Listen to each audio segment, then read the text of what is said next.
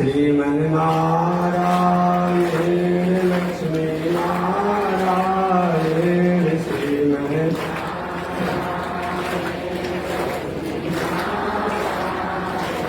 श्रीमन्नारायण नारायण नारायण श्रीमन्नारायण नारायण।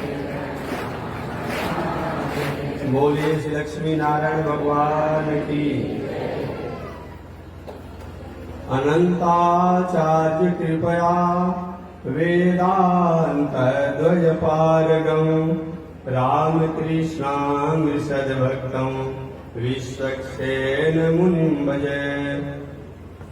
काषायम यज्ञ सूत्र सुशिव कुशि तथा चौर्ध्वपुण्ड्रं च भाले यस्यास्ते दक्षहस्ते कलिकुमति गिरीन्द्रेन्द्रवज्रं त्रिदण्डं संसाराग्नि प्रशान्त्यै वृतजलममलं दारुपात्रं पवित्रं श्रीविश्वक्सेन सूरे फलकमलयुग श्रेयसे संश्रयामि।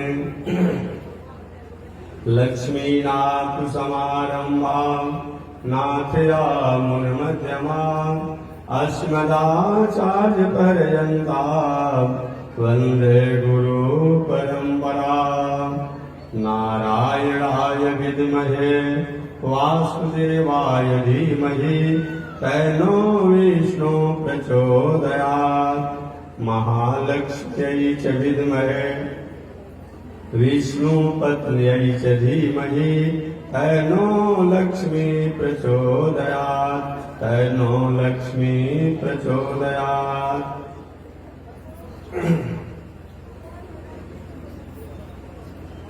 परमाराध्य श्री लक्ष्मी नारायण भगवान नित्य वंदनीय पूज्य गुरुदेव के जुगल चरणों में कोटिशः नमन। भगवत भागवत आचार्य कैंकर्य पारायण महानुभाव पावन भूमि पर पावन कथा को आप श्रवण कर रहे हैं।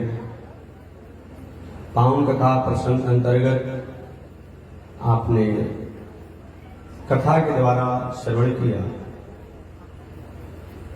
कि धन्य है प्रहलाद जी महाराज जो दैत्य पुत्र होने के बाद भी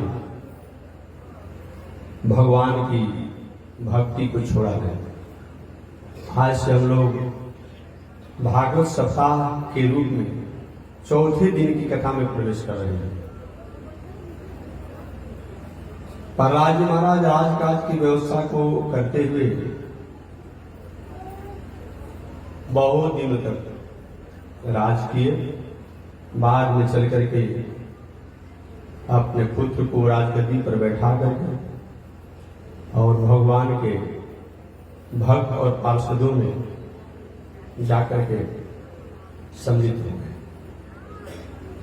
ऐसे प्रहलाद जी महाराज ककुलम पवित्रम जननी कृतार्था वसुंधरा भागवती च धन्या देशे च लोके पितरोपि धन्याम जेषाम कुलम वैष्णव नाम देयम। वह कुल खानदान परिवार धन्य है जहां भगवान के ऐसे भक्त होते हैं। पावन कथा को आगे बढ़ाते हुए श्री सुखदेव जी महाराज ने कहा, हे परीक्षित, भगवान ने देवताओं, दैत्यों और मनुष्यों के अलावा अन्य प्राणियों पर भी कृपा किया।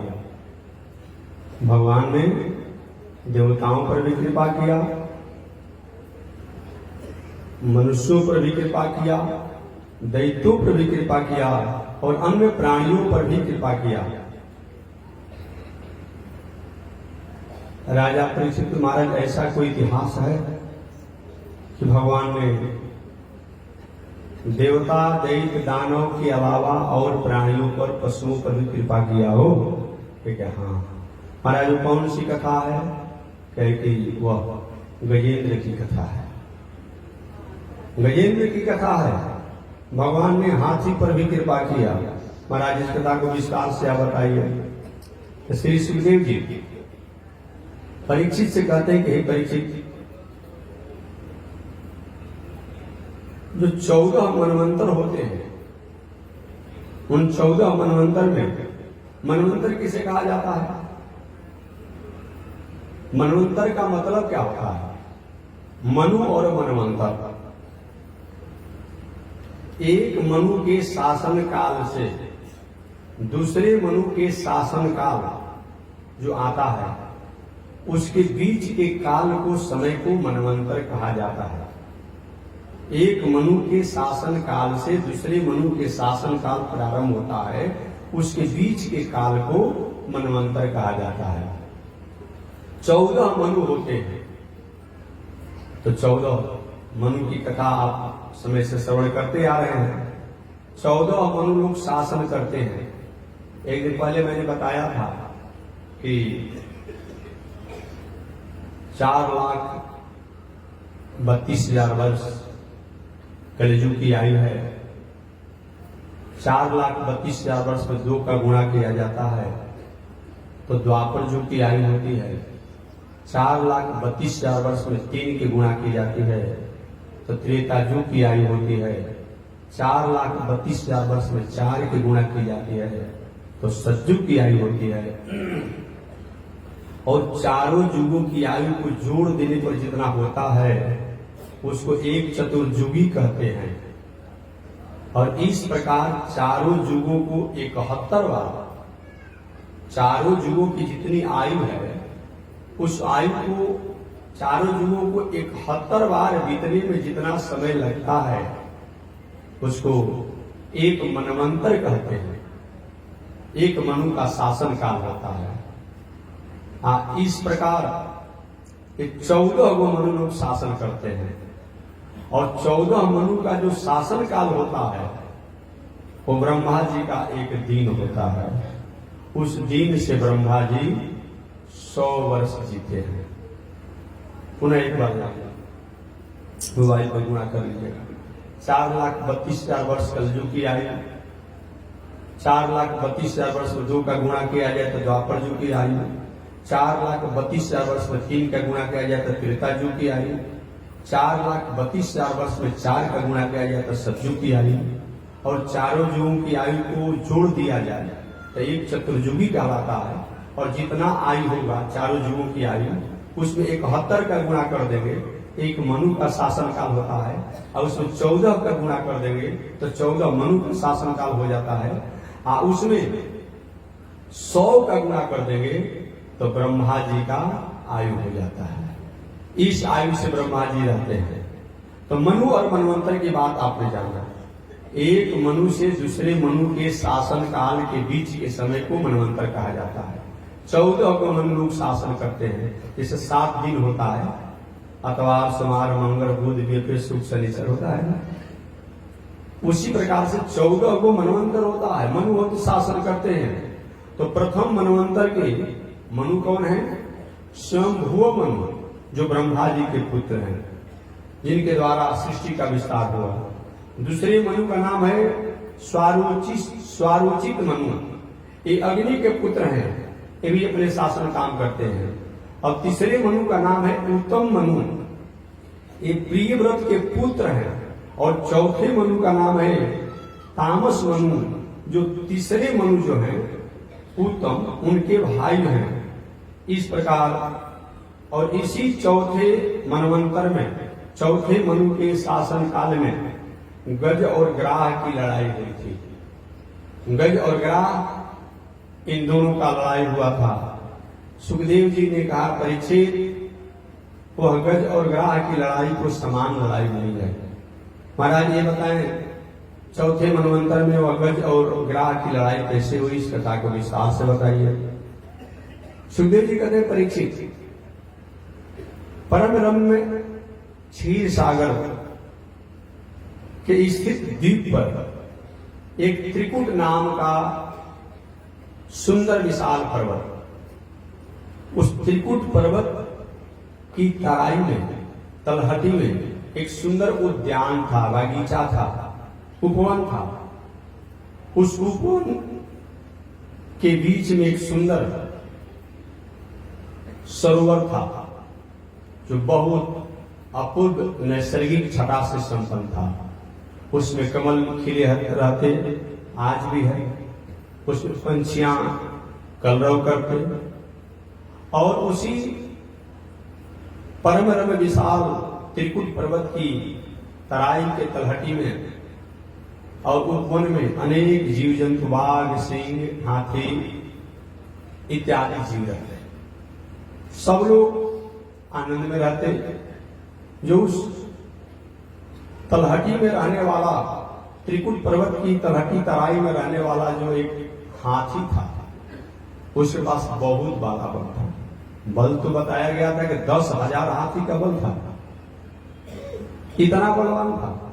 जब वो गजेंद्र चलता तो जंगल में रहने वाले बाघ, सिंह जो भी होते, उसकी जयकारी लगाते, आवाज लगाते, स्वागत करते, अभिनंदन करते। अपने सैकड़ों सैकड़ों पत्नियों, बाल बच्चों के साथ वो गजेंद्र रहता था। समय बीतते चला गया। एक दिन गर्मी की ताप से तपा हुआ गजेंद्र अपने थकान को मिटाने के लिए, प्यास को बुझाने के लिए सरोवर में जाकर के जल पीना चाहा। त्रिकुट पर्वत के नीचे जो तलहटी में सरोवर था, पोखरा था, उसमें जाकर के जल पीना चाहा। अपने सूढ़ों से निकाल करके जल को तो पान किया, और अपने सूढ़ों से जल को लेकर अपने शरीर पर भी छिड़का। कभी डूबता जल में, कभी खड़ा हो जाता, और कुछ समय के बाद अपने सूढ़ों से लेकर के जल को अपने पत्नियों पर, पुत्रों पर फेंक करके क्रीड़ा करने लगा। उस जल में रहने वाला एक ग्राह था। वह उस गजेंद्र की व्यवहार से आक्रोशित हो गया, और आक्रोशित होकर के गजेंद्र के पैरों को पकड़ लिया। गजेंद्र ने विचार किया, कोई होगा छोटा मोटा जीव, शायद हमारी पहचान नहीं जानता होगा, इसीलिए ऐसा मैं पकड़ लिया है। कहीं जान जाएगा तो हमें छोड़ करके और हमसे आकर माफी मांगेगा। हमारे आपके जीवन में भी यही बात है। कभी कभी हम अपनी परिस्थितियों को, समस्याओं को, संकट को, विपत्तियों को छोटा मान करके और उसको नोटिस नहीं लेते हैं। और नोटिस नहीं लेने का फल क्या होता है, तो हमारे लिए कहीं कहीं वह विस्फोटक भी हो जाते हैं। आप हमेशा पढ़ते हैं, तिनका कबहु न निंदिए जो पायन कर होय। पढ़े होंगे आप लोग। तिनका कबहु न निंदिए जो पायन कर होय। ये जो तिनका जो होता है, जिसको धूल फल इत्यादि में छोटे छोटे जो खरपात होते हैं, ये कितना छोटा होता है, कितना कमजोर होता है कि हाथों में लेकर के अंगुली से मसल दिया जाए तो मसल जाएगा। लेकिन वही कभी अंदर तूफान के साथ जो होता है तिनका, और कहीं उड़ते उड़ते आंधी तूफान के साथे साथे हमारे नेत्रों में कहीं अगर घुस जाता है, प्रवेश कर जाता है, तो बहुत देर तक हमारे मित्रों को परेशान कर देता है। तिनका कबहु न निंदिए जो आयंत्र हो। छोटा को कभी छोटा, कभी कभी बहुत बड़ा घाव भी कर देता है। गजेंद्र साहब जल पी करके, स्नान करके, अपने पत्नी परिवार के लोगों के साथ जल से बाहर निकल गया होता तो शायद संकट का सामना नहीं करना पड़ता। हमारे जीवन में भी यही, हम और आप अपने जीवन में सुख, संपदा, ऐश्वर्य, वैभव को अगर प्राप्त करें तो हमेशा ये भी याद रखें कि सुख है, अगला दिन सुख रहेगा कि नहीं रहेगा। व्यक्ति सुख में दुख को याद करते रहता है तो सुख जाने पर भी वह विचलित नहीं होता है। अब व्यक्ति दुख में दुखी नहीं होता है तो सुख आने पर कहीं अहंकार नहीं आती है। हमारे पास धन, ऐश्वर्य, वैभव आ जाए और कहीं हम आगे की परिस्थितियों पर विचार नहीं करते हैं तो एक न एक दिन उस धन, संपत्ति, पद, प्रतिष्ठा के कारण हम अपने जीवन को कहीं न कहीं समाप्त कर देते हैं। गजेंद्र ने क्या किया? जल पीता, स्नान करता, बच्चों के साथ कुछ देर तक क्रीड़ा भी करता, बाहर निकल जाना चाहिए। लेकिन सुख में इतना निमग्न हो गया, आनंद में इतना निमग्न हो गया कि भूल गया कि हमारे ऊपर संकट भी आया हुआ है। और गजेंद्र जल में क्रीड़ा करते रहा, ग्राह धीरे धीरे उनके पैरों को पकड़ करके खून को पीने लगा। हालांकि भागवत और अन्य शास्त्रों में तो बताया गया है कि हजारों वर्ष तक यह विवाद चला, हजारों वर्षों तक। कभी गजेंद्र अपने बल का प्रदर्शन करता और ग्राह को खींच लेता, तो कभी ग्राह जो है अपने बल का प्रदर्शन करता और गजेंद्र को खींच लेता। धीरे धीरे समय बीतते चला गया, बहुत समय बीत गया।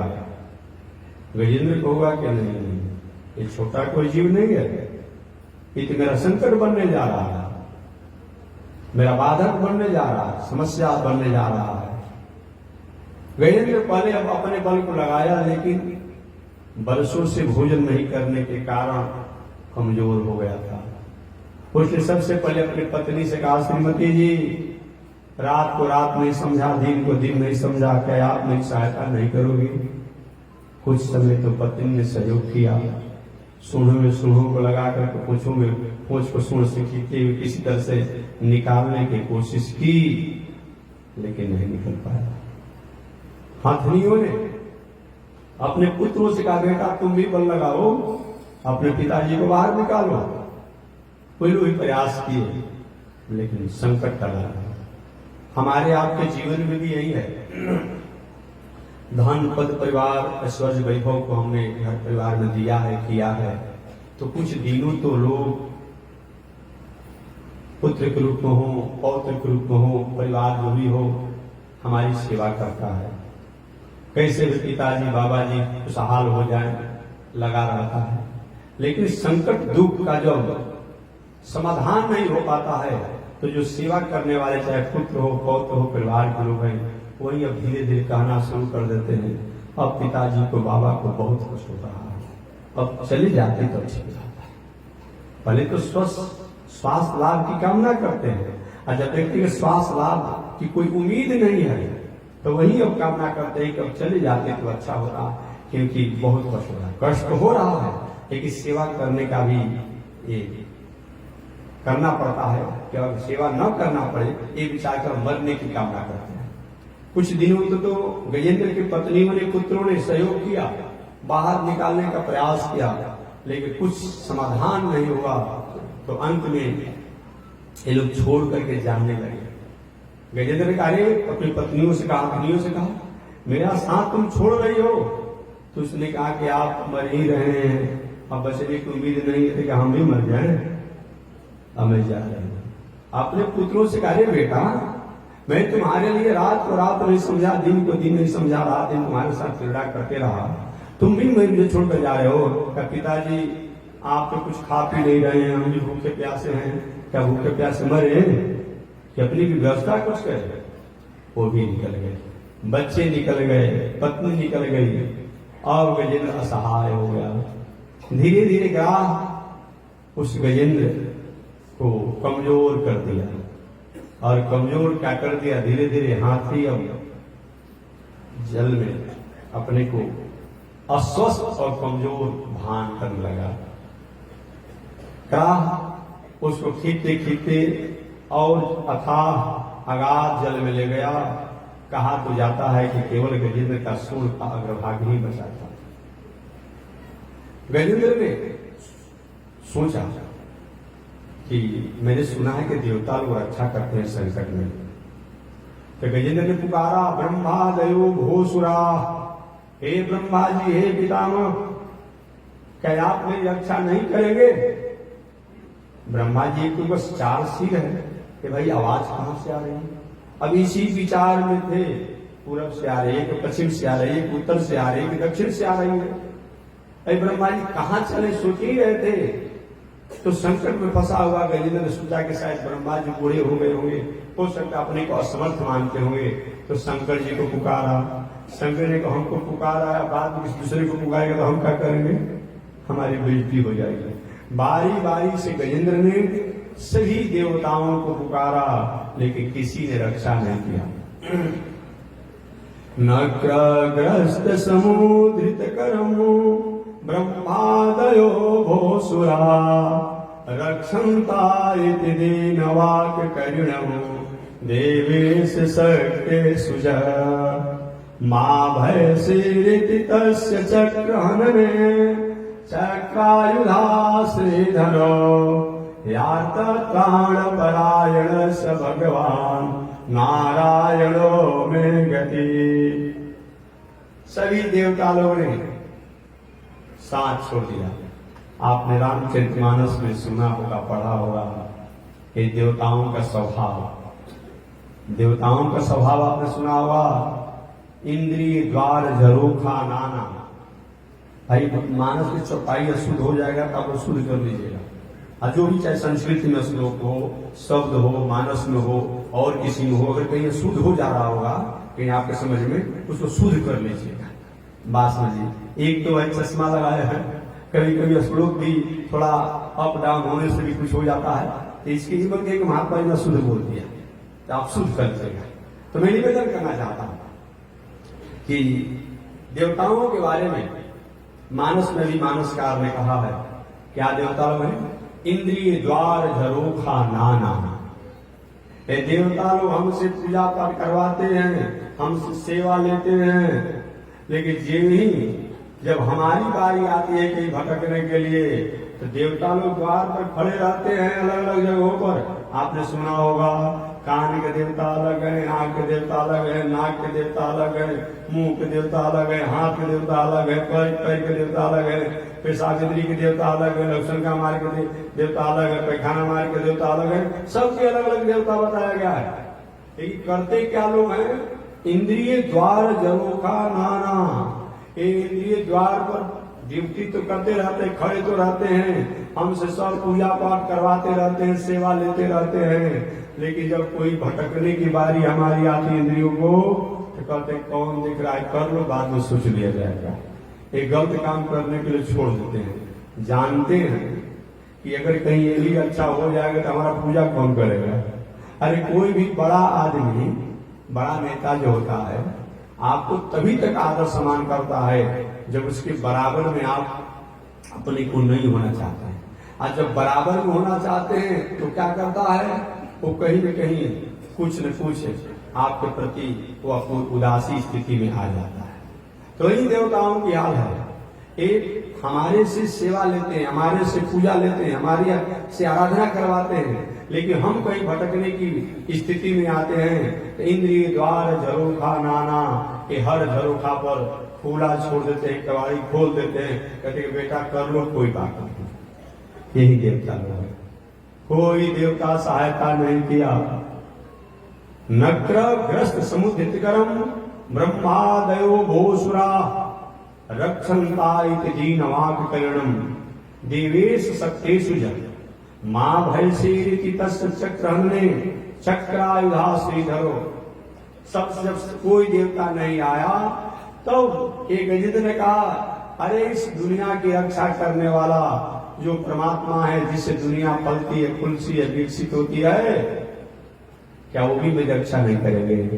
देखिए गजेंद्र तब तक किसी का नाम नहीं लिया, नाम लेकर थक गया था, नाम नहीं लिया। जो दुनिया की रक्षा करता है, जो दुनिया का नियामक और नियंता है, वो मेरी रक्षा नहीं करेगा। इतना कहना हुआ कि भगवान ने अपने गरुड़ जी कहे, गरुड़ जी मेरे भक्त पर संकट पड़ा है, जल्दी चल जाए। गरुड़ जी कहो, क्या बात, मैं भी तो कुछ हूं। जब कोई बात होती है तो त्रिलोकीनाथ को बिना हमारे काम में नहीं चलता है। भगवान ने कहा कि गजेंद्र को तो ग्राह ने पकड़ कर ग्रसित कर लिया, हमारे भक्त गरुड़ को अहंकार में ग्रसित कर दिया। तो भगवान ने क्या किया, गरुड़ जी को छोड़ दिया, छोड़ दिया। तो अभी तुम विकसित रहो अहंकार में, और चल दिए, और चल दिए भगवान बिना गरुड़ जी को ही, और चल दिए। तो सोचिए हो सकता है पहुंचने में कहीं देर हो जाए तब, आप भक्त कहीं साहस विश्वास भूल जाए तब। तो भगवान ने क्या किया, कहीं पहुंचने में देर होगी तो अपना चक्र को छोड़ दिए, अपने चक्रराज को छोड़ दिए, और चक्र जाकर के ग्राह के मुंह को फाड़ दिया और गजेंद्र के चरणों को उन्होंने मुक्त कर दिया, गजेंद्र को मुक्त कर दिया। वो भगवान का चक्र कोई समान नहीं है। अस्फुरत् सहस्रार शिखातिते ब्रह्म सुदर्शनम भास्कर कोटि तुल्यम सुरदिशां प्राण विनाश विष्णु चक्रम सदा शरणं प्रपद्ये। अस्फुरत् सहस्रार शिखातिते ब्रह्म सुदर्शनम भास्कर कोटि तुल्यम। ये सूर्य जो है, करोड़ों सूर्य का तेज जो है वो भगवान के चक्र का तेज है। इसलिए दैत्य और किसी से माने न माने, क्योंकि भगवान जब अपना चक्र छोड़ते हैं तो दैत्य भयभीत होकर के भाग जाते हैं। भगवान ने चक्र के द्वारा गड़ा का उद्धार किया, गजेंद्र को मुक्त किया। और जब गजेंद्र आते ही भगवान को देखा तब स्तुति करना शुरू कर दिया। और स्तुति करते हुए कहता है, एक श्लोक में बोलूंगा, ओम नमो भगवते तस्मै यच्चिदात्मकं पुरुषाय दिव्याय परेशाय धीमहि।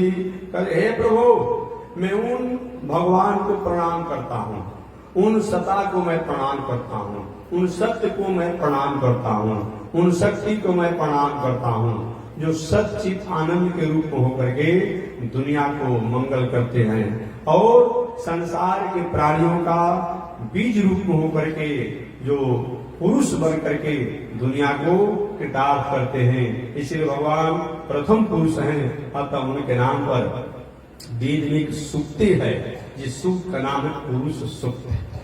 क्या नाम है? पुरुष सूक्त। माने वो पुरुष भगवान जो है, वह परम पुरुष भगवान जो है, जिनकी सुंदर उक्ति जिसमें किया गया हो, उसका नाम क्या है? पुरुष सूक्त है। ऐसे कहते उन परमात्मा को मैं प्रणाम करता हूँ और अनेक स्तोत्रों से, अनेक स्तुतियों से उसने भगवान को प्रणाम किया। भगवान प्रसन्न हुए, गजेंद्र की रक्षा हुई और ग्राह का उद्धार हुआ। इसमें तो नहीं है।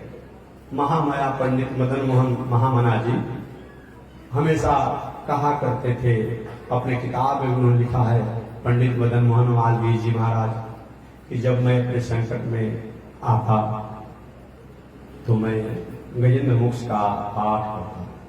ऐसे भी हमेशा वो करते थे। आज भी मनुष्य जीवन में कोई अकारण कोर्ट कचहरी फसाद विवाद समस्या संकट से उलझ रहा हो तो उसकी शांति समन्वय समाधान के लिए गजेंद्र मोक्ष का पाठ करना चाहिए तीनों काल में। लेकिन इसके लिए नहीं कि दूसरे का खेत खलिहान घर द्वार दखल किए हैं पाठ करना। आप किसी तरह से किसी द्वारा परेशान कर। महामना जी ने एक घटना बताया, पंडित मदन मोहन मालवीय जी, कि मैं विश्वविद्यालय बनाने के लिए संकल्पित था और जब मैं सबसे उस समय के प्रतिष्ठित और धनी आदमी निजाम था हैदराबाद, उसके पास गए और दान की मैंने याचना किया, भिक्षा की याचना किया, सहयोग की याचना किया। तो निजाम ने अपमान में धन राशि क्या देता, अपमान में अपना बाएं पैरों की जूती हमको दान में दे दिया। हमारे भिक्षा पात्र मैंने उदासी हुई। अब आए गए कि मैं विचार किया कैसे हो, लेकिन पाठ की और लगातार तीनों काल पाठ करना चाहिए गजेंद्र मोक्ष का। एक काल में तीनों काल, प्रातः काल, मध्याह्न काल और सायं काल। संभव नहीं हो तो एक टाइम कर सकते हैं, लेकिन तीनों टाइम भी कर सकते हैं, करना चाहिए। महामना जी कहे कि अपने आप समाधान निकल गया। तो कथा आप जानते होंगे कि आज विश्वविद्यालय जो बना हुआ है वाराणसी में, आज हम लोगों के लिए, भारतवासियों के लिए कितनी गौरव की बात है। एक गजेंद्र मोक्ष का आत्म भाव से गजेंद्र ने कहा कि हे नारायण, हे भगवान, आपको नमस्कार है। आप ही सृष्टि के बीज रूप में होकर के, पुरुष रूप में होकर के, आदि पुरुष रूप में होकर के, परम पुरुष रूप में होकर के और दुनिया को कृतार्थ करते हैं। सृष्टि आपसे फलती है, फूलती है, विकसित होती है और अंत में जाकर के आप में लय हो जाती है। ऐसे भगवान को मैं प्रणाम कर रहा हूँ, ऐसे नारायण को मैं प्रणाम कर रहा हूँ। इस प्रकार उस गजेंद्र ने भगवान की स्तुति किया। पत्रम पुष्पम फलम तोयम जो में भक्तिया गीता में बताया गया है। भगवान कोई बहुत बड़ा मिष्टान से पकवान से प्रसन्न हो, आपकी भावना आपका प्रेम ये होना चाहिए। भावना प्रेम अगर ठीक है तो भगवान प्रसन्नता को प्राप्त करते हैं। इस प्रकार गजेंद्र की रक्षा हुआ। इधर पीछे से गरुड़ जी आए कि प्रभु हमारे तैयारी होने में देर हो गई थी, आप पहले सुन लिए। ऐसा नहीं, कृपा किया गया कि नहीं गरुड़ जी आपको अहंकार हो गया है, हम त्रिलोकी नाम को लेकर के उड़ते हैं। इधर आइए, गरुड़ जी नजदीक आए। भगवान ने अपने का अंगूठा गरुड़ जी की पीठ पर रख दिया। उड़ी, अरे प्रभु बैठ जाइए ना, बैठ जाइए। नहीं उड़िए आप। और गरुड़ जी पूरे अपने पंखों को फड़फड़ाते रह गए, लेकिन जमीन से ऊपर नहीं उड़ पाए। भगवान ने कहा कि तुम कहते हो कि हम त्रिलोकी नाग को लेकर उड़ते हैं। अरे गरुड़, तुमको मैं अपने पैरों में फंसा के उड़ाता हूं, तुमको क्या लेकर उड़ोगे। गरुड़ जी का भी अहंकार दूर हुआ। इन पावन प्रसन्न कथा को सुनकर के राजा परीक्षित आनंदित हुए कि भगवान केवल मनुष्यों पर कृपा नहीं करते हैं, देवताओं पर कृपा नहीं करते हैं, प्रहलाद जैसे दैत्यों पर कृपा नहीं करते हैं, बल्कि भगवान तो पशुओं पर भी कृपा करते हैं। और गजेंद्र इसका उदाहरण है। आगे राजा परीक्षित श्री सुखदेव जी महाराज से पूछे, गुरु जी ये बात मैं जानना चाहता हूं कि गजेंद्र भी तो कोई बहुत बड़ा पुण्यात्मा होगा कि भगवान को स्वयं आकर के अपने शत्रुओं से रक्षा करना पड़ा, और ग्राह भी तो कोई पुण्यात्मा होगा, उस ग्राह को भगवान के शत्रुओं से कल्याण होना पड़ा। ठीक है, हाँ परीक्षित, तो महाराज ये क्या कैसी घटना है। तो ही कथा को विस्तार से बताए सुखदेव जी।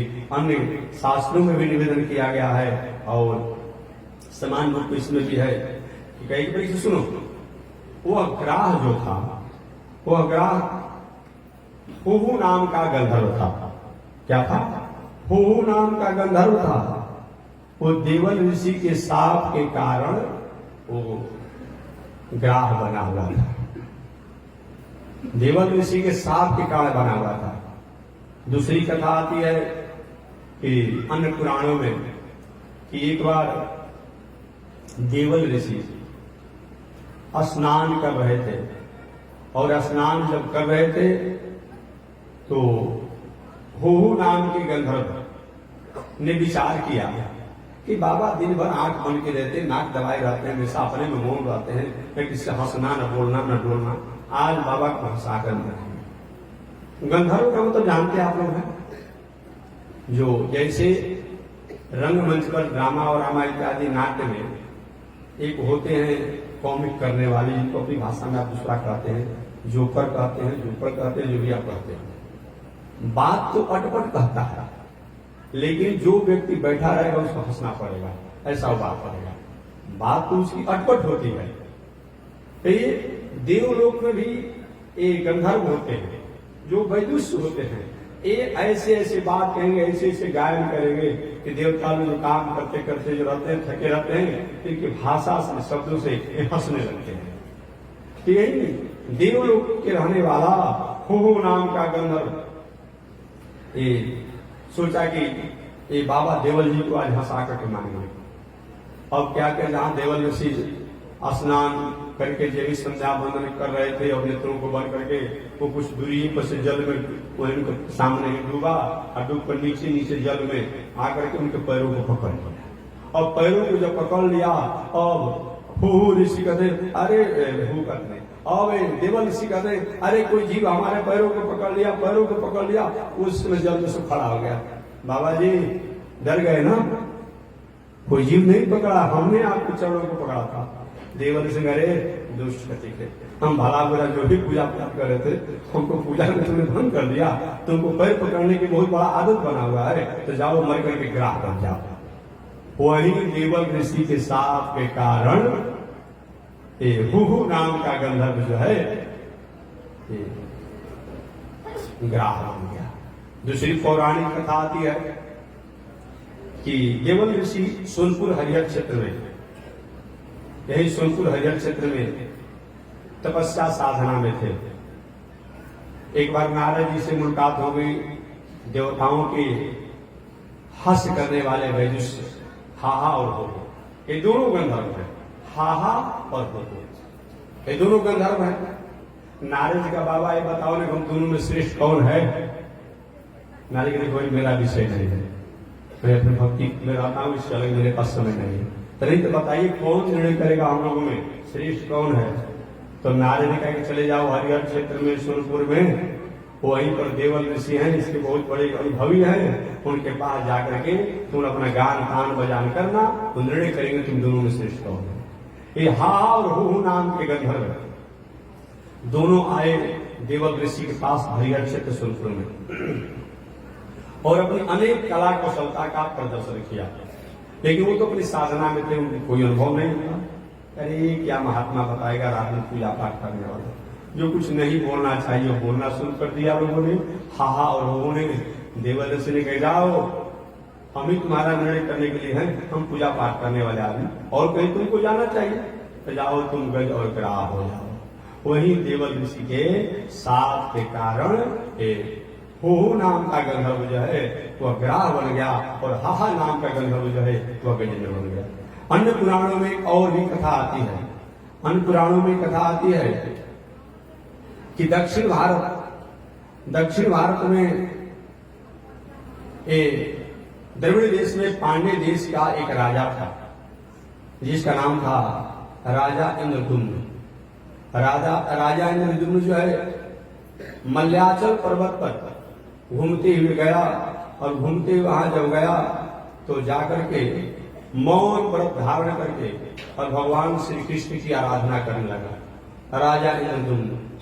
वह इंद्रदुम्न तपस्या साधना में था। संयोग से उसी समय अगस्त ऋषि अपने शिष्यों के साथ आए। राजा इंद्रदुम्न ने अपने व्रत के अहंकार में अगस्त ऋषि को अभिवादन नहीं किया, स्वागत नहीं किया, वंदन नहीं किया, कुछ बोला तक नहीं, और खड़ा अपने को कि मौन होकर खड़ा होकर मैं तपस्वी हूं। अगस्त ऋषि अपने को अपमानित समझे, कहे कि तुमको अपने तपस्या साधना मौन और खड़श्री होने का अपना अहंकार है, तो जाओ मैं श्राप देता हूं कि तुम गजेंद्र बन जाओ, हाथी बन जाओ। वही अगस्त ऋषि के श्राप के कारण पांड्य देश का राजा इंद्रदुम्न मर करके अगले जन्म में गजेंद्र बना। इस प्रकार से एक गज और ग्राह की कथा को आपने श्रवण किया। आगे श्री सुखदेव जी महाराज राजा परीक्षित से कहते हैं, परीक्षित एक चौथे मनवंतर चौथे मनु के शासन काल में हुआ। पांचवें मनु के शासन, पांचवें मनु का नाम है रैवत मनु। वह रैवत चौथे मनु तामस के संगे भाई हैं। इनके पुत्र अर्जुन, बलि, बिंद इत्यादि हुए। वो अर्जुन वो बलि नहीं। इस मनवंतर में विभु नाम के इंद्र हुए, और हिरण रोमा नाम तथा वेद शिरा ऊर्ध्वबाहु आदि सप्तऋषि हैं। इस मनवंतर में भगवान स्वयं वैकुंठ नामक अवतार को धारण करके और प्रकृति प्राणियों को कृपा करते हैं। छठवें मनु का नाम है चाक्षुष मनु, और चाक्षुष मनु जो है वो चक्षु के पुत्र हैं। चाक्षुष मनु के पुत्र पूर्व सुदुम्न हुए। इस मनवंतर में इंद्र नाम के मंत्र दुम हुए, और इस अवतार में भगवान ने अजित अवतार धारण किया, और अजित अवतार धारण कर भगवान ने समुद्र मंथन के अवसर पर कच्छप रूप धारण कर और मथानी कच्छप रूप धारण करके मंदराचल पर्वत को आधार दिया और समुद्र मंथन का कार्य को सफल किया। समुद्र मंथन की कथा को सुनकर के श्री राजा परीक्षित सुखदेव जी महाराज से, गुरु जी हमने सुना है कि समुद्र मंथन किया गया था मिल करके। उस समय भगवान ने देवताओं का पक्ष लेकर के दैत्यों को उन्होंने अमृत नहीं पिलाया और देवताओं को अमृत पिला दिया। एक कैसे हुआ, इस कथा को विस्तार से बताएं। तो पुनः इस कथा को मैं संक्षिप्त में 2-4-5 मिनट में सुनाता हूँ। 10 मिनट समय लगेगा, तब आपको छुट्टी देंगे।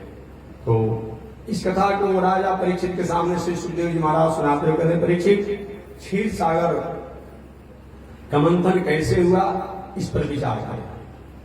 एक बार कभी हमारे आपके जीवन में छोटी समस्या भी बड़ी समस्या बन जाती है, अतः इसके लिए हमें छोटी छोटी बातों पर भी ध्यान देना चाहिए। संयोग से एक बार संत दुर्वासा जी बैकुंठ लोक में गए थे, और बैकुंठ लोक में जब गए दुर्वासा जी तो भगवान ने इतना उनका सत्कार सम्मान किया, इतना सत्कार सम्मान किया कि फूले नहीं समाये, फूले नहीं समाये। आनंदित है। आज भगवान ने मुंह खोल करके हमसे बात किया, कितना आनंद, कितना हमारी तपस्या पूर्ण होगा। और भगवान चलते चलते समय अपने गले का माला जो था और संत दुर्वासा जी गले में डाल दिया। अब तक पूछिए मत, दुर्वासा जी कहते सारा जीवन का तपस्या सफल हो गया। अब माला को पहन करके रास्ते में जा रहे हैं, ऐसी सी माला थोड़े है, भगवान वैकुंठनाथ की माला है, किसी को नहीं देते हैं, लक्ष्मी भी तरसती रहती है, गण लोग भी तरसते रहते हैं, भगवान अपना माला दिया है। अब उसी आनंद में उसी गुणगान करते मन में जा रहे हैं। संयोग से देवराज इंद्र हाथी पर बैठ कर को भी यात्रा करे थे, मार्ग में मुलाकात हो गई संत दुर्वासा जी से।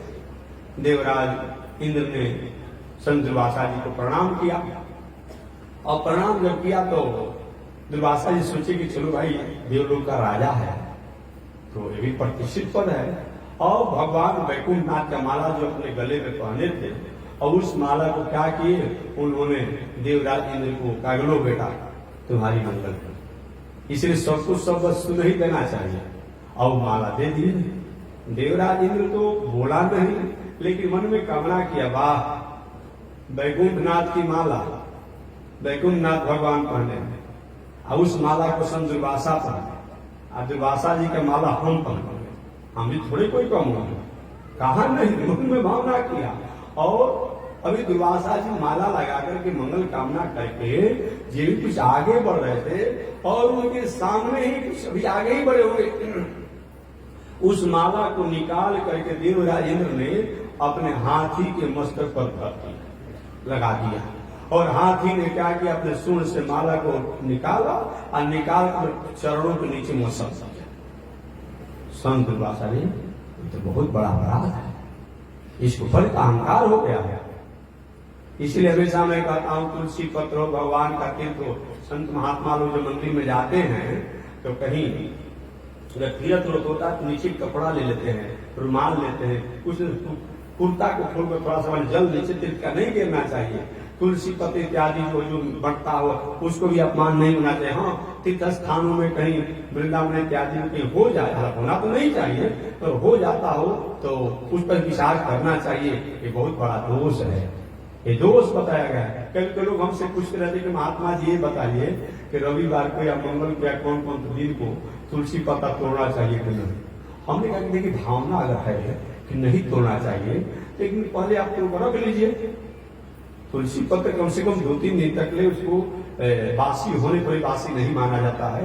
कमल का फूल जो है 2-3 दिन तक रहने पर भी उसको बासी नहीं माना जाता है। अगर ऐसी आपकी धारणा है, भावना है, भाई कोई मंगल आ रहा है, कोई अमुक आ रहा है, कैसे हम तुलसी तोड़ेंगे पूजा करने के लिए, एक दिन पहले तोड़ कर रख लीजिए। दूसरी बात, दूसरा साथ में बात मैं बताऊं, दूसरी बात, तुलसी वृक्ष के नीचे सूखा पत्ता कहीं गिरा हो उसको चुन लीजिए, और चुन करके धो करके थोड़ा जल से उसको प्रोक्षण करके रख लीजिए दीवा में जहां रखना हो, और उसी से पूजा कर लीजिए, उसी से पूजा कर लीजिए। आप बद्रीनाथ नहीं गए हैं, 2-2 दिन 4-4 दिन 5-5 दिन का भी तुलसी जी का उसी को पूजा में आता है। इस प्रकार शास्त्रों की प्रणाली है। तो चलिए मैं कथा प्रसंग में आगे बढ़ना चाहता हूँ। तो और देवराज इंद्र ने अपने हाथी के मस्तक पर डाला, हाथी ने अपने सूंडों से लेकर के पैरों से मसल दिया। दुर्वासा जरे किसको अहंकार हो गया है, कह जाओ श्रीविहीन हो जाओ, तेज विहीन हो जाओ, और तुम्हारा ऐश्वर्य कीर्ति समाप्त हो जाएगी। ये जब साफ हुआ, एक घटना को शुक्राचार्य को पता चल गया, और शुक्राचार्य ने अपने जजमान दैत्य राजमौली से कहा, जजमान तुम्हारा मंगल हो। गुरु जी कैसा मंगल? अरे मंगल इस बात की कि दुर्वासा ऋषि के 7 कर्ण देवराज इंद्र श्री विहीन हो गए हैं। अगर इस अवसर पर तुम लोग देवलोक पर चढ़ाई करोगे तो चढ़ाई करने पर तुम्हारा विजय होगा। अब क्या किए, सही में गुरु जी के कहने से दैत्य चढ़ाई कर दिए, और चढ़ाई कर दे तो सही में सब देवता को मार कर भगा दिया लोगों ने। भगा दिया। और दैत्यराज बलि जो है वहां के राजा बन गए और राजा बन करके राजकाज की व्यवस्था को करने लगे। और देवता लोग मारे मारे फिरने लगे। सब लोग गए ब्रह्मा जी के पास, शंकर जी के पास, भगवान के पास। भगवान ने कहा देखो भाई, अभी तुम्हारा काल समय उपयुक्त नहीं है, अभी मैं कुछ कर नहीं पाऊंगा, अभी मैं कुछ कर नहीं पाऊंगा, तुम समय की प्रतीक्षा करो। इस प्रकार देवता लोग प्रभु कब तक प्रतीक्षा करें, क्योंकि जब तक समय तुम्हारा अनुकूल न हो जाए। ठीक है महाराज, भूल मत जाइएगा। इस प्रकार एक बार ब्रह्मा जी शंकर जी को लेकर के देवता लोग, भगवान देखो जी क्या बिगड़ रहा है, कुछ कराइए, हाँ बताओ तुम करो। तो लेकर के गए भगवान विष्णु के पास। भगवान विष्णु का देवताओं देखो, अभी तुम्हारा कोई बहुत बड़ा काल उपयुक्त नहीं है, लेकिन एक उपाय मैं बता रहा हूं। समुद्र मंथन हो, समुद्र मंथन से अनेक रत्न निकलेंगे, उससे अमृत भी निकलेगा। और अमृत को अगर पान करोगे तो भले तुम अपने सौतेले भाई द्वारा मार तो खाओगे, लेकिन मरोगे नहीं। और मरोगे नहीं तो क्या होगा, दोनों भाई में झगड़ा होती रहेगी, मरोगे नहीं तो कभी न कभी राज तो मिलेगा ना। ठीक है महाराज, तो कैसे क्या करना होगा समुद्र मंथन के लिए? कहे कि अपने शत्रु परंपरा से, कुल परंपरा से जो शत्रुता बने हुए दैत्यों से, उनसे जा करके संधि कर लो, मैत्री कर लो। भगवान ने एक राजनीति बताया, राजनीति, धर्म नीति, कूटनीति, समाज नीति, लोक नीति, परिवार नीति की बात बताया कि कभी कभी हमारा जीवन, समय, काल, अवसर, मौका कहीं हमेशा लो चल रहा हो, कहीं अवनति पर चल रहा हो, कहीं ह्रास हो रहा हो, कहीं विनाश की तरफ जा रहा हो, कहीं पराजय की तरफ जा रहा हो। अगर शत्रु से मैत्री कर लेने से कहीं समय कहीं बैलेंस हो जा रहा हो, तो कुछ समय के लिए शत्रु से भी मैत्री कर लेना चाहिए।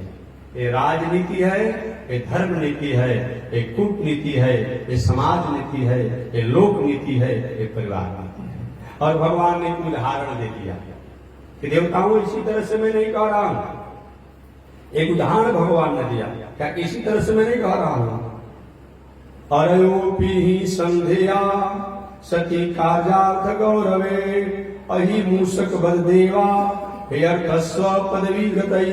हे देवताओं सुनो, एक पौराणिक कथा मैं सुना रहा हूं। एक बार एक मदारी, एक शिकारी, एक मदारी के पेटारी में, पेटी में, लकड़ी का जो पेटी था उसमें एक सर्प था। उस सर्प को दिखा करके मदारी अपना पैसा कमाता था। संयोग से एक बार एक मूस जो है वो समझ नहीं पाया कि उसी में सर्प रहता, उस पेटी में लकड़ी गए और उसको क्या किया, वो भी मदारी कहीं पेटी को खोला होगा और उस पेटी में एक जाकर मूस घुस गया और एक कोना में जाकर बैठ गया। अचानक मदारी आया, अरे मेरा पेटी तो खुला है, और उसी से उसको बंद कर दिया। और बंद कर दिया तो एक किनारे में सर्प बैठा है और एक किनारे में चूहा बैठा है। अब सर्प को देखकर चूहा तो भयभीत हो गया, अब तो जान बचने वाला नहीं है। परंपरा से ये हमारे शत्रु है सर्प लोग। अब सर्प ने कभी कभी अपने से छोटे लोगों से भी कई काम बनने वाला हो तो बोल करके, कह करके उनसे और अभिवादन करके काम निकाल लीजिए। जब तक काम आपके अनुकूलता नहीं हो तो राजनीति, धर्म नीति है।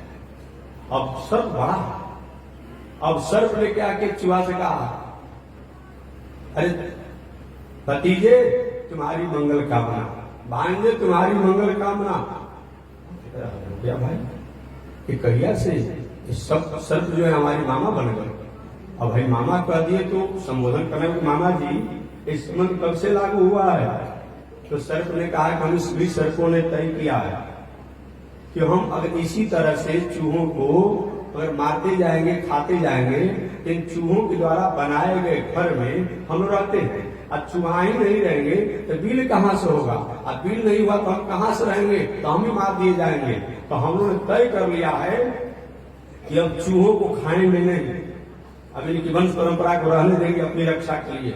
विश्वास में आ गया, ठीक है मामा जी, तो क्या आज्ञा हो रही है कि आज्ञा ये हो रही है कि जिस पेटी में तुम भी फंसे हो और हम भी फंसे हैं, इस पेटी को काटने का, लकड़ी को काटने का तुम्हारा अभ्यास है, तुम काट दो, तुम भी मुक्त हो जाओगे, हम भी मुक्त हो जाएंगे, निकल जाएंगे शिकारी के बंधन से। ठीक है। अब चूहा ने क्या किया, उस लकड़ी के पेटी को काटा। काटने के बाद सर्प ने कहा देखो शरीर मेरा बड़ा है, पहले मुझको निकलने दो।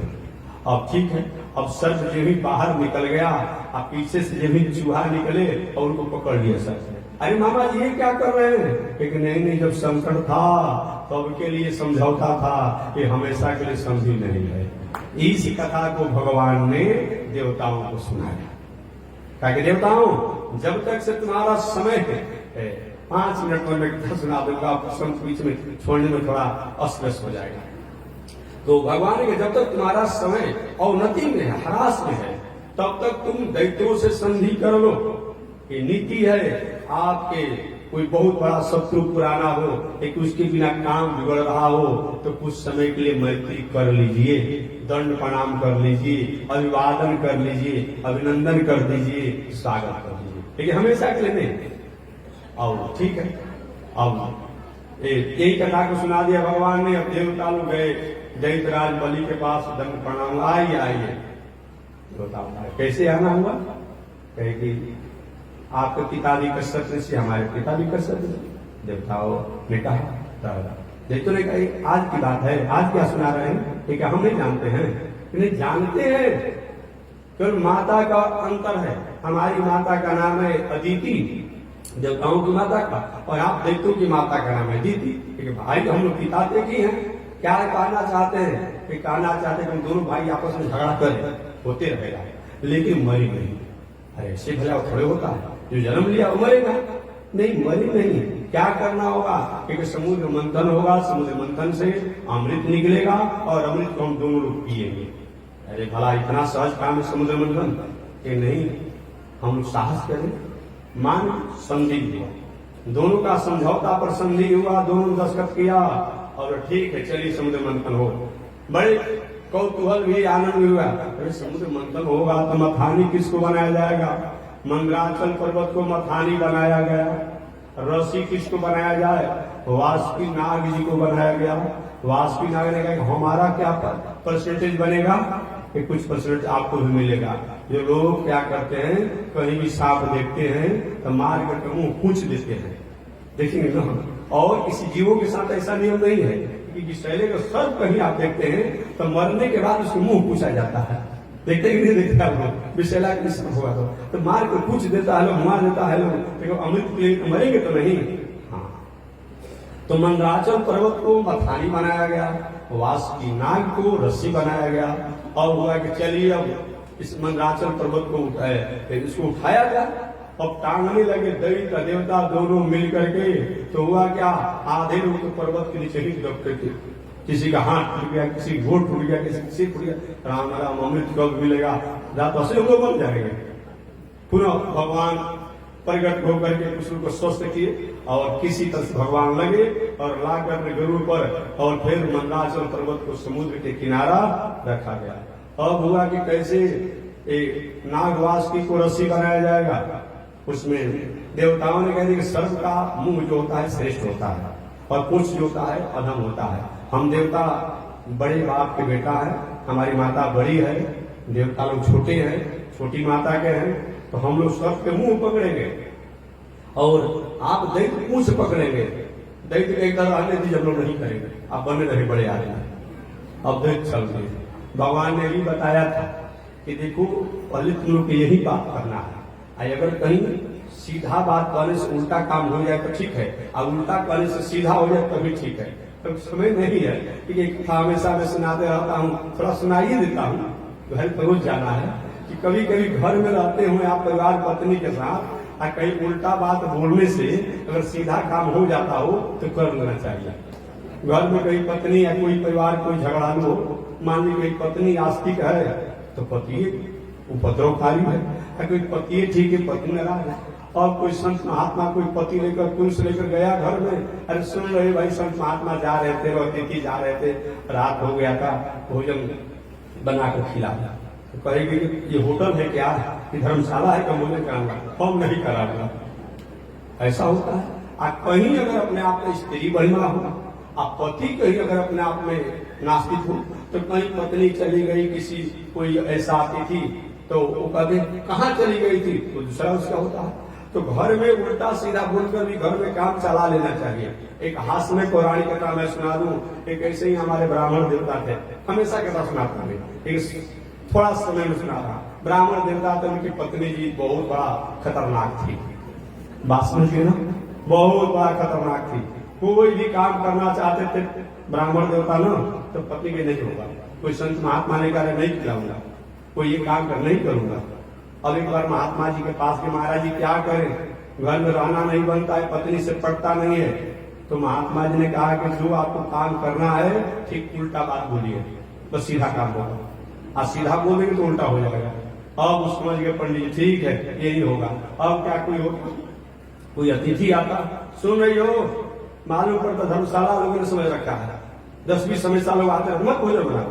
वाह, अरे 10-20 की बात करते हैं, अगर 100 लोग आएंगे तभी भोजन बनाऊंगा, क्या नहीं बनाऊंगा। अब यही चाहते हैं वो। इसी प्रकार से काम चलते रहा। एक बार हरिद्वार का कुंभ लगा, कहेंगे कैसे कहीं हरिद्वार कुंभ में चलना है, 12 वर्ष का कुंभ लग रहा है, 36 वर्ष का जोग आया हुआ है, कैसे चलना है। कहेंगे नहीं चलेगी। कि सुन रही हो, लोग कहेंगे 12 वर्ष का कुंभ लगा है और 36 वर्ष का जोग है, क्या चलना है। जिस दिन कुंभ का जोग होगा 1 लोटा अधिक जल से स्नान कर लेंगे। पत्नी के बाद सारा दुनिया हरिद्वार भाग रही है, 12 वर्ष का कुंभ लगा है और 36 वर्ष का जोग है, हम एक घर में रहूंगी, आप भी चलिए और हम भी चलूंगा। यही तो चाहते ही थे पंडित जी। चले गए लोग हरिद्वार में, हरिद्वार में स्नान ध्यान कर रहे हैं। जिस दिन मुख्य, अभी तो कुंभ अमृत स्नान, आज से 5 वर्ष पहले हमने अपने कागज एप्लीकेशन में कुंभ अमृत स्नान लिखा था, और सरकार भी देखी उसकी मान्यता दे दिया, भले अपने ही अनुसार दिया हो, लेकिन सरकार ने देखी। अब पहले लोग शाही स्नान कहता था, लेकिन अब सरकार ने उसका नाम बदल दिया। शाही तो मुगल शासन में लोगों ने उसका पदवी दे दिया था, लेकिन कुंभ अमृत स्नान, आज कुंभ अमृत स्नान हो गया। सरकार ने इस बात को प्रयागराज में ही पर परमिशन दे रहा था स्नान करने के लिए। अब मुख्य कुंभ अमृत स्नान का समय था।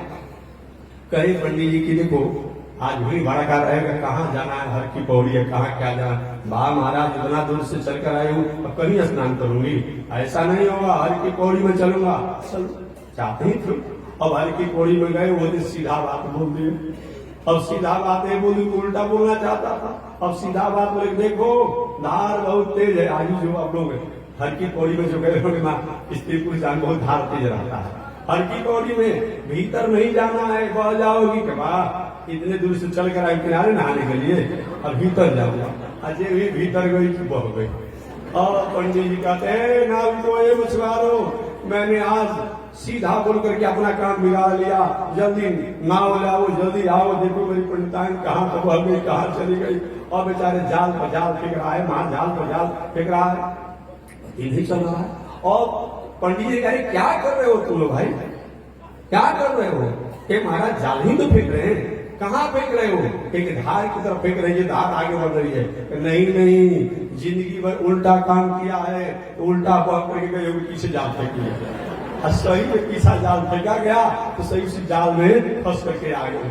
तो मैं कहना चाहता हूँ कि कभी कभी उल्टा काम बोलने से अगर सीधा काम हो जाता हो तो काम कर लेना चाहिए।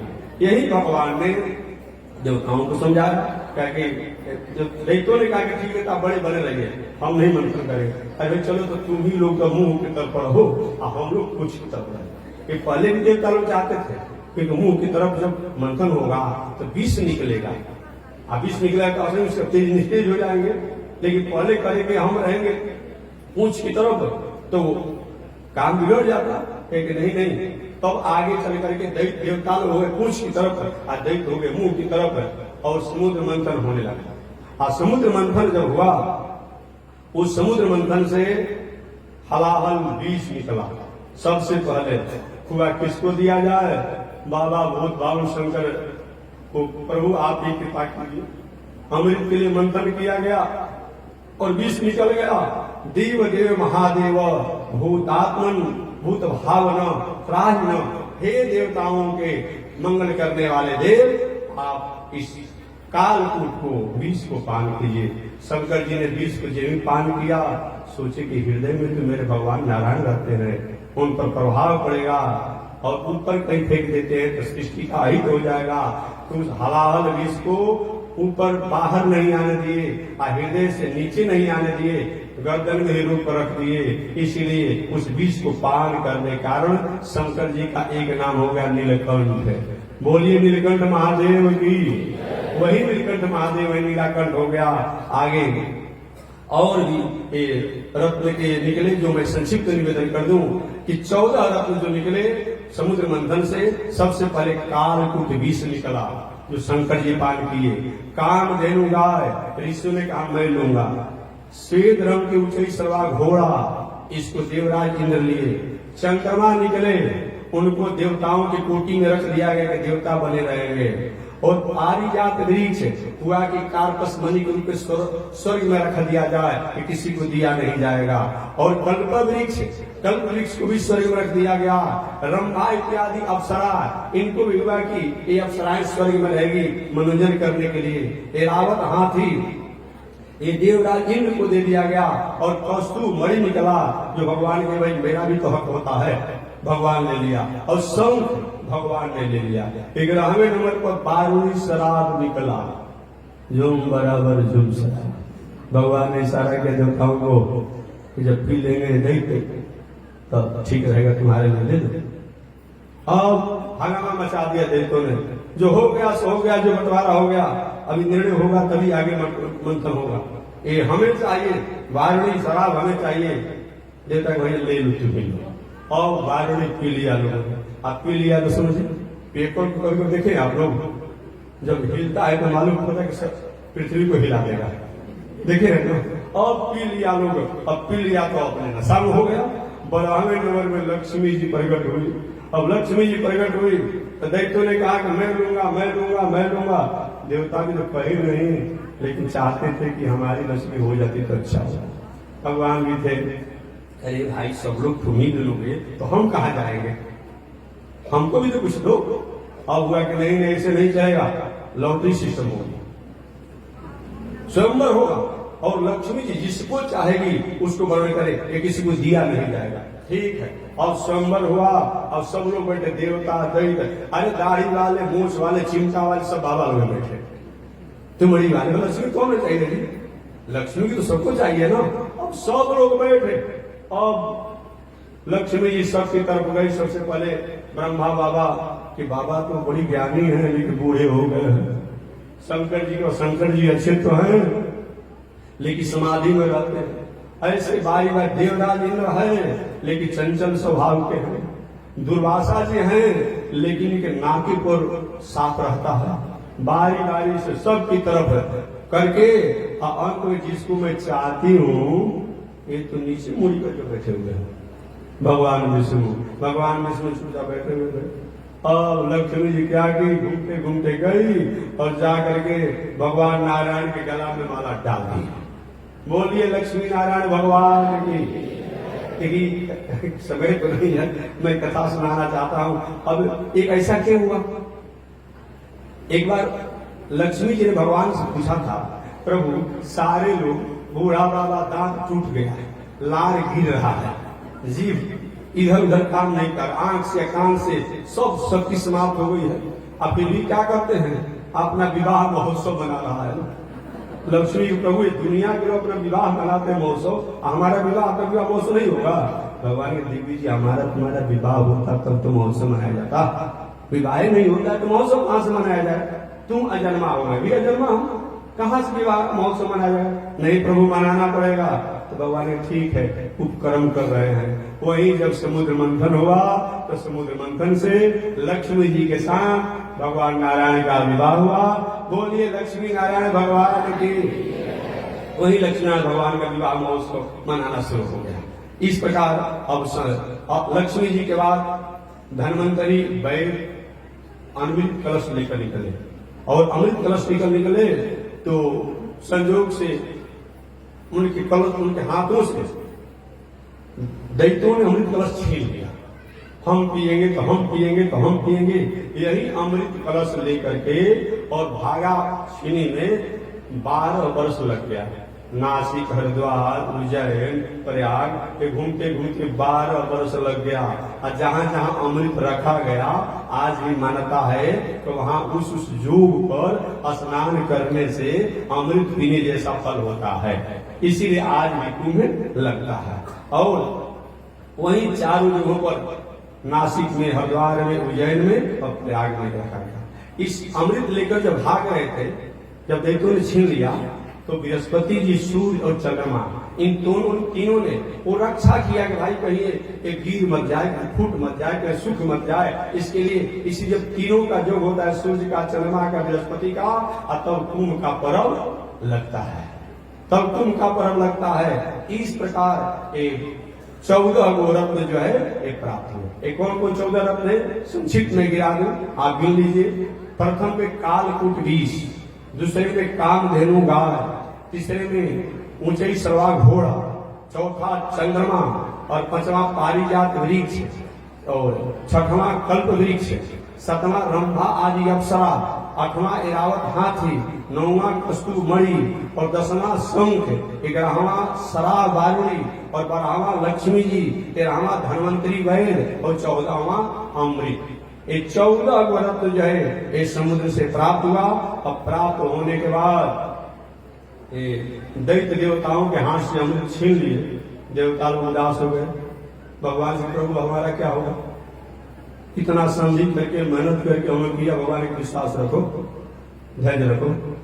अब दैत्य आपस में लेकर के मैं पीऊंगा, सबसे पहले मैं सबसे पीऊंगा, मैं अमृत को, मैं बलवान हूं, मैं पीऊंगा। उसी से भगवान एक मोहिनी रूप धारण कर लिए। इतना सुंदर रूप बनाए, इतना सुंदर रूप बनाए भगवान मोहिनी। और जाकर के उन दैत्य जहां आपस में झगड़ा कर रहे थे कि मैं अमृत पहले पीऊंगा, मैं अमृत पहले पीऊंगा, वही किनारे इधर उधर घूमने लगे। अब देखो अरे मालूम पड़ता है कि ब्रह्मा जी ने इसको हमारे लिए पूजा किया है, तो नहीं हमारे लिए पूजा किया है। तो तीसरा कहता हमारे लिए पूजा किया है। अब अमृत कलश के झगड़ा छोड़ दिए, कहीं कि जो भी होगा सो होगा, अमृत कलश जो उसको पीना होगा पीते रहेगा। देवी जी क्या तुम्हारा परिचय है, क्या विधाता ने हमारे लिए तुमको निर्माण किया है क्या? अब मोहिनी अवतार भगवान ने कहे इतने कुल खानदान के श्रेष्ठ होकर के लज्जा नहीं आती है, शर्म नहीं आती है? कहा तुम इतने ऊंच कुल खानदान कश्यप किसी के वंशज हो और हमारी जैसी चंचला नारी जिसका कोई परिचय नहीं है और हमारे से तुम वार्तालाप करते हो? ऐसे भी किसी अपरिचित नारी से वार्तालाप नहीं किया जाता है। अब असुर ने देवी जी जैसे डांट रही हो ऐसे वैसे घर हम क्या है, क्या समझ रखी हो?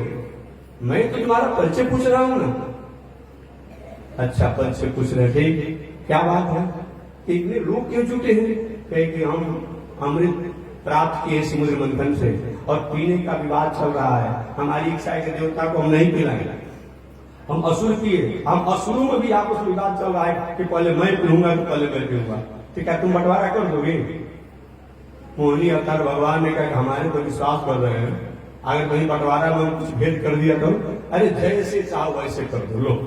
और अमृत कलश उस मोहिनी जी के हाथों में दे दिया लोगों। यही आवारा लोगों का कर्तव्य होता है, धन संपत्ति पद प्रतिष्ठा सब संचर मार्गों में छोड़ देते, बर्बाद कर देता है। और मिला हुआ अमृत जो है वो दैत्य जो है मोहिनी के अवतार में अमृत कलश दे दिया उनके हाथों में। मोहिनी जी ने कहा कि कौन आ रहा है पीछे से? अरे यही ना देवता है, इन्हीं को तो नहीं पिलाना है। भगवान का अच्छा अगर इनको भी थोड़ा मोड़ा पिला दिया जाता तो क्या बिगड़ जाता? ऊपर का पतला अमृत जो इनको पिला दीजिए और गाढ़ा जो अधिक शक्ति वाला है आप लोग पी लीजिएगा। अरे जैसे करना है वैसे करो, लेकिन बस तुम्हारा हमारी मतलब। और क्या क्या देवताओं को एक पंक्ति में एक किनारा कर दिए, दैत्यों को एक किनारा कर दिए। अब करके अब मोहिनी अवतार भगवान कहे कि पहले देवताओं के पतला अमृत पिला दे। उसी समय दैत्यों के पक्ष का सूर्य भानु नाम का या दूसरा कुछ नाम होगा, वो एक था जो समझ गया कुछ धोखा हो रहा है, वो क्या क्या उस पंक्ति में इस पंक्ति में आ गया, देवताओं के पंक्ति में। और जब देवताओं को अमृत पिलाया जा रहा था तो भाई पंक्ति में देना ही पड़ेगा, उसको भी दिया गया। इधर सूर्य चंद्रमा ने कहा कि उस पक्ष का इस पक्ष में आया है, अमृत तो दे दिया गया, लेकिन भगवान ने अपना चक्र छोड़ा, गर्दन कट गया। लेकिन अमृत पीने के प्रभाव से जो उस राक्षस का नाम का जो राक्षस था उसका सिर जो है वो राहु के रूप में जाना गया और गर्दन से नीचे का भाग जो है वो केतु के नामों से जाना गया। वही राहु और केतु है।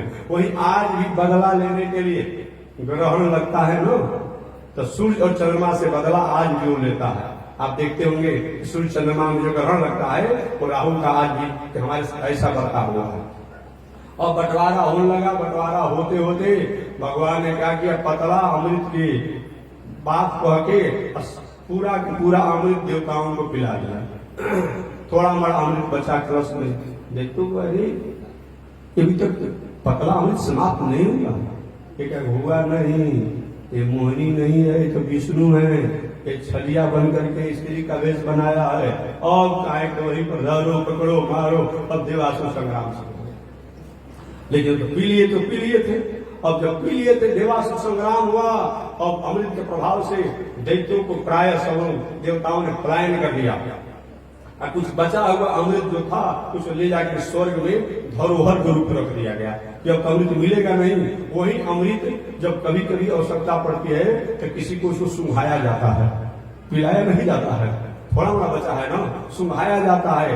वही अमृत को लेकर के राजा परीक्षित जी को जब सुखदेव जी कथा सुना रहे थे तो देवता लोग आए थे कि परीक्षित को अमृत पिला दीजिए, हम लोग कथा सुना दीजिए। सुखदेव ने कहा देवताओं तुम्हारी बुद्धि जो है चंचल है, तुम कथा सुनते कोई बात नहीं, लेकिन बदला बदली करे हो और नहीं पिलाए सुखदेव जी महाराज। वही अमृत कलश वहां पर रखा हुआ है, बहुत कम रखा हुआ है। देवासुर संग्राम हुआ। देवासुर संग्राम में दैत्य जो है प्राय मारे गए, काटे गए। लेकिन शुक्राचार्य ने भले अमृत नहीं कि उनके यजमान राक्षस किए थे, अपनी संजीवनी विद्या के द्वारा दैत्यराज बलि को जिला दिए।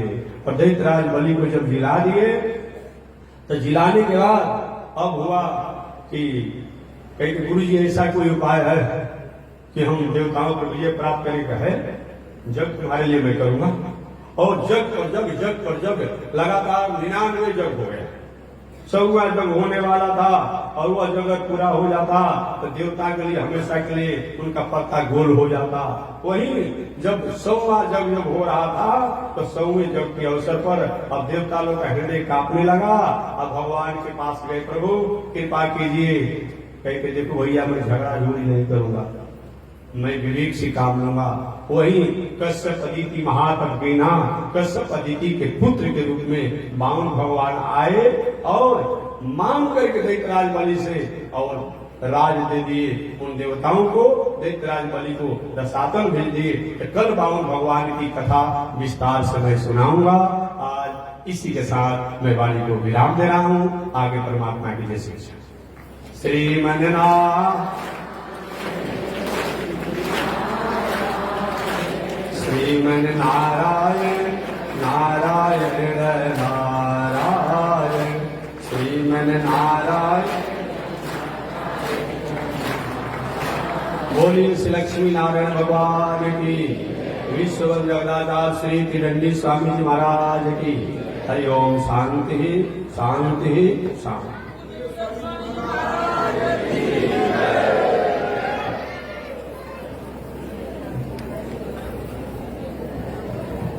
ओम चंद्रमा मनसो जात चक्षो सूर्यो जायत श्रोत्राद्वायुषुराण शोकाधेर्जायत श्रीसुते लक्ष्मी शबत्र्या बहुरात्रे पार्श्वे नक्षत्राणि रूपमस्मिन् व्यातम् विषय निगाढ मोमयि गाढ सर्वलोकं मयि गाढ कासाय मेर्य सूत्रम् शुचिरपसि तथा चौर्धपुण्ड्रं च वाले यस्यास्ते दक्षस्ते कलिकुमति गिरीन्द्रेन्द्रवज्रं त्रिदण्डं संसाराग्नि प्रशान्त्यै मृतजलममलं दारुपात्रं पवित्रं श्रीविश्वक्सेन शूरे पदकमलयुगं श्रेयसे संश्रयामि अमरे आदर्शूरस् शरमतिरसोय्याभ्यसो कृतज्ञो दुरमानि स्मर परवशो वञ्चन पर निशंसा पापेश कथमविदो दुःखजलदे प्रपाराधोत्रीणस् तव परिचरेयं शरणयो। लक्ष्मीनारायण भगवान की, विश्व जगदाचार श्री तिरंडी स्वामी महाराज की, वामनाश्रम सिद्धाश्रम क्षेत्रवर पक्ष बिहार भारत की। हरि ओम। शांति शांति शांति।